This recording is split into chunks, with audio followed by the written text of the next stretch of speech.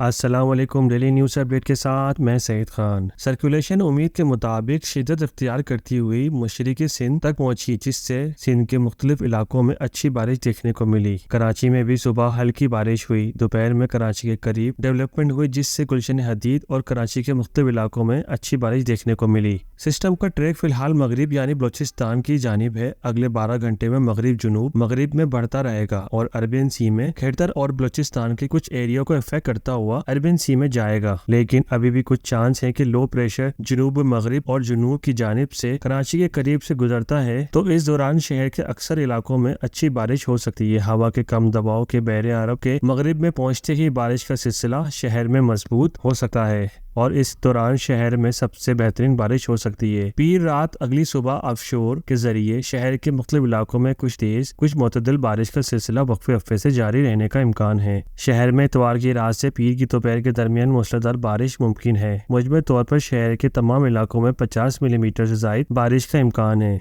जबकि शहर के मगरबी इलाकों में सबसे बेहतर, जबकि मुल्का वस्ती, शुमाली और जुनूबी इलाकों में भी अच्छी बारिश का इम्कान है। बेशक सिर्फ अल्लाह ही जाने और हुक्म देने वाला। हमारे अल्लाह पाक से दुआ है कि कराची में रहमत वाली बारिश अता फरमाए। ऐसे ही अपडेट के लिए आप हमारे साथ जुड़े रहें, चैनल को सब्सक्राइब करें। मिलते हैं नेक्स्ट वीडियो में। अल्लाह हाफिज।